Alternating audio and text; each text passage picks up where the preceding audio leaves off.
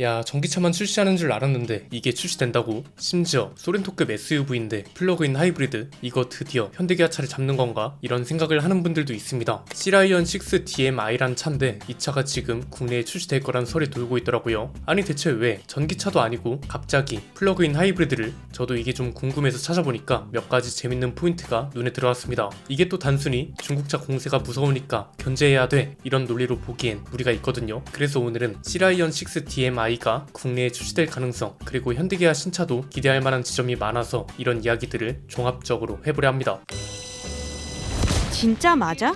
리스트료도 싸고 출고도 빠르고 초기 비용도 없다고? 이 가격이 맞아? 조건은 좋은데 막상 잡으려고 하면 잡히지를 않아. 광고만 믿고 차 구매한 사람들이 손해를 엄청 많이 보더라니까? 그래서 우리가 만든 게 BPD 오톱. 우리가 약속한 건 간단해. 국내 최저 수수료는 기본이고 견적서도 숨김없이 투명하게. 신차 검수부터 신차 패키지까지 우리가 다 준비했어. 누구보다 많은 차를 리뷰한 BPD가 이제 시동 거는 순간까지 책임질게. 리뷰 끝, 출고 시작.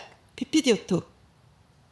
자, 왜 하필 이 차가 국내에 출시될 거란 설이 돌기 시작한 걸까요? 일단 스펙을 보면 소렌토급 플러그인 하이브리드 차입니다. 5세대 DMI 시스템을 기반으로 전기 주행 위주의 플러그인 하이브리드 차고요. 배터리 용량은 모델에 따라 18.3에서 26.6kWh, 순수 전기 주행 가능 거리는 80에서 125km인 것으로 알려졌습니다. BRD 주장에 따르면 총 주행 가능 거리는 1000km 이상이라고 하는데, 요즘 한창 플러그인 하이브리드 차에 대한 관심도 높아지고 있어서 주행거리나 정속성, 출퇴근에 딱 맞는 전비 이런 걸 내세우기 좋은 상황이란 거죠. 가격도 생각보다 괜찮습니다. 해외 시장 기준으로 보면 대부분이 4천만원대 정도로 시작합니다. 우리나라로 치면 한 체급 아래인 스포티지 하이브리드 상위 트림 가격으로 살 수 있는 가격인 거죠. 일단 여기까지만 봐도 이게 잘 팔릴까? 이런 생각이 드실 겁니다. 세 가지 정도만 살펴보면 어느 정도 전망이 되는데요. 첫 번째는 우선 잘 팔릴 수 있냐는 겁니다. 그냥 단순하게 보면 전기차보다 오히려 경쟁력이 떨어질 수도 있습니다. 왜냐면 일단 한국 시장의 특징이 하이브리드 차가 굉장히 강세인 곳이잖아요. 그렇기 때문에 굳이 중국산 플러그인 하이브리드 차를 사야 할까 싶은 생각이 들 수 있는 거죠. 두 번째는 그렇다고 완전 안심할 수 없는 게 변수가 몇 가지 존재한다는 겁니다. 당연히 가격이 가장 큰데 이 가격과 관련한 관점은 조금 바꿔서 볼 필요가 있다고 봅니다. 중국 플러그인 하이브리드 차 너무 저렴한데 무조건 사야지, 이게 아니라요. 중국산 플러그인 하이브리드 차 그래도 국산차를 사야지. 그런데 이 가격대에 이 정도 스펙을 가진 국산차는 없다고 어쩔 수 없이 넘어가야 하나? 이제는 이런 걸 줄이는 게 중요한 시점이라고 봅니다. 그렇지 않나요? 중국차를 최선의 선택으로 사는 사람은 여론적으로 거의 없다고 봅니다. 그런데 중국차를 차선책으로 고민하거나 선택할 수 있는 가능성은 많아진 것도 사실입니다. 무슨 말이냐? 국산차 중에 내가 생각한 스펙이나 가격으로는 마땅한 선택지가 없어서 어쩔 수 없이 넘어갈 수밖에 없다는 생각이 중요하다는 거죠. 이걸 가장 잘 보여주는 사례가 EV5죠. 롱레인지 모델이지만 CATL의 NCM 배터리를 장착합니다. 물론 중국산 배터리만 쓴다고 해서 차가 저렴해지는 게 아니라는 건 누차 말씀드렸습니다. 중국산 배터리를 사용함과 동시에 배터리 공급과 자동차 생산까지 모든 게 중국 내에서 수직 구조화 되어야 저렴한 전기차를 내놓을 수 있다고 했잖아요. 그래서 테슬라도 비교적 저렴하게 내놓을 수 있는 거고요. 어쨌든 이런 여러가지 이유들까지 포함해서 EV5가 결국은 예상보다 비싸게 나왔는데, 만약 EV5가 수많은 사람들이 예상대로 3천에서 4천만원 초반 정도로 구매할 수 있었다면 얘기가 많이 달라졌을 수도 있습니다. 왜? 사실상 가장 직접적인 경쟁 모델은 모델 Y였습니다. 마침 최근에 어떤 문제가 터졌죠? 약 2개월 전쯤부터 BMS A079 문제로 시끄럽잖아요. 이런 상황에 EV5가 합리적인 가격표를 달고 나왔다면 테슬라를 선택했던 사람들을 흡수할 수 있는 좋은 기회가 됐을 겁니다. 크기가 완전 같진 않더라도 전기 SUV라는 점, 그리고 체급도 사실상 그렇게 많이 차이 나는 건 아니기 때문에 충분히 커버가 됐을 거란 거죠. 이렇게 되면 EV5도 판매량 경쟁력이 생기고 이게 또 홍보로 이어지면서 선순환 사이클이 생겼을 텐데, 결론적으로 이걸 못했습니다. 차선책이라는 핑계가 쌓이고 쌓여서 결국은 최선의 선택으로 자리를 잡아야 하는데, 아직은 현대기아 전기차가 특히나 가격 면에서는 이런 게 안타까운 상황이었단 말이죠. 세 번째는 플러그인 하이브리드 차인데도 이런 논리가 적용될 수 있냐 이건데,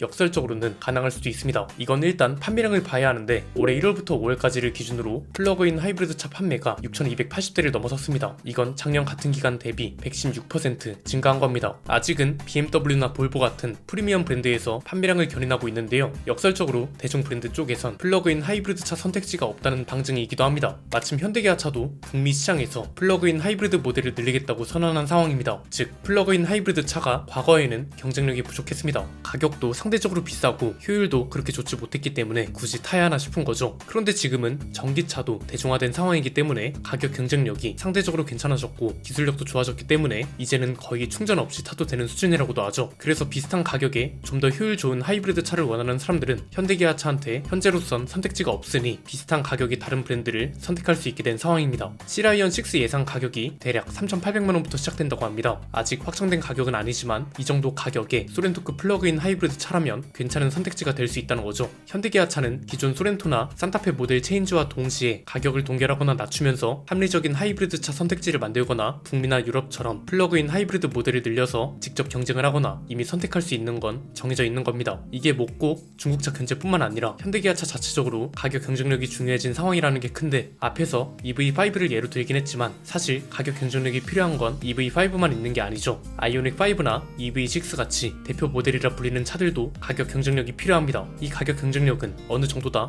보조금 없이도 합리적으로 살 수 있는 수준이어야겠죠. 이건 국내뿐만 아니라 해외 시장 경쟁력을 생각하더라도 필수적입니다. 그럼 이렇게 될 가능성이 있긴 한 거냐? EV5만 놓고 보면 긴가민가한 게 사실이지만 내년에 출시되는 신차들을 보면 기대 정도는 가져볼 만합니다. 단기적으로는 가격 경쟁력, 그리고 장기적으로는 자율주행 경쟁력이 중요한데요. 우선 가격 경쟁력은 어떤 게 기대 포인트냐? 기아는 EV2, 현대차는 아이오닉2가 예정되어 있습니다. 이 차들을 개인적으로는 굉장히 중요한 터닝 포인트라고 보는 게, 일단 대놓고 저가형 전기차로 나오는 차들입니다. 3천만원 초중반으로 살 수 있는 차들이라는 점도 중요하지만 보조금 없이도 저렴하고 합리적으로 살 수 있는 차냐, 이게 중요하다고 보거든요. 이게 무슨 말이냐? 그냥 무조건 저렴하다는 것뿐만 아니라 예컨대 어떤 나라에서 보조금 정책을 갑자기 바꾼대요. 그렇게 해서 현대 전기차를 사려던 사람들이 보조금 300만원을 못 받게 됐대요. 이런 상황에서 그래, 그럼 우리가 그냥 차 가격 300만원을 빼줄게, 현대차가 이렇게 나올 수 있는 수준이 되어야 한다는 겁니다. 이미 테슬라나 비아디도 보면 국내에서 보조금을 못 받는 정도만큼 자체적으로 지원을 해주잖아요. 그리고 이런 전기차를 우리도 팔 수 있다는 신호탄이 EV2나 아이오닉2부터 확실해져야 다음에 출시될 아이오닉5나 EV6 변경 모델이 가격을 조정하고 나올 수 있는 기회도 생깁니다. 자율주행 쪽도 이제는 기대해 볼 만합니다. 최근에 엔비디아가 대규모 공급을 약속했고 현대차 그룹도 그중 하나입니다. 현대차 그룹도 엔비디아와 블랙웰 기반 AI 팩토리를 발표했습니다. 여기서 뭘 하는 거냐? 차량 내 자율주행 학습, 검증, 배포를 포함한 모든 걸 가속할 수 있는 인프라를 까는 겁니다. 쉽게 말해서 이 모든 걸 이제는 더 빠르게 할 수 있게 됐다는 거죠. 국내 보도도 몇 가지 찾아보면 이렇게 학습된 모델을 차량 내 엔비디아 드라이브 플랫폼에 배포할 거라는 맥락을 찾아볼 수 있습니다. 이렇게 되면 OTA를 비롯한 소프트웨어 출시나 레벨 3 자율주행 기능 고도화도 빨라질 수 있다는 거죠. 이게 고도화되면 적용 자체는 그렇게 어렵지 않을 겁니다. 이미 G90하고 EV9에 조건부 레벨 3를 장착하려 했었다가 국내 규제와 완성도 이슈 때문에 지연됐던 거잖아요. 즉 이미 기본적인 세팅은 갖춰져 있다는 거고, 서비스가 가능한 지역과 속도, 도로 조건 이런 걸 넓혀가는 단계라고 보시면 되는 겁니다. 이미 중국 브랜드 국내 상륙은 너무 많이 예정되어 있습니다. 비아디는 오늘 이야기한 시라이언 6 출시설 뿐만 아니라 계속해서 신차를 출시할 거고요. 지커를 비롯한 다른 전기차 브랜드들도 다양한 신차를 출시한다고 예고한 상황이라 국내 브랜드 선택지가 없어서 중국차로 넘어간다는 것만큼은 충분히 막을 수 있어야 하지 않나 싶습니다. 이미 현대기아차도 이런 과제를 해결할 수 있는 조건이 충분히 갖춰져 있는 걸로 보여서 이제부터는 의제의 차이로 해석할 수 있지 않을까 싶네요. 오늘 내용은 여기까지입니다. 내용이 유익하셨다면 구독과 좋아요, 알림 설정 부탁드립니다. 지금까지 저는 안피디였습니다. 감사합니다.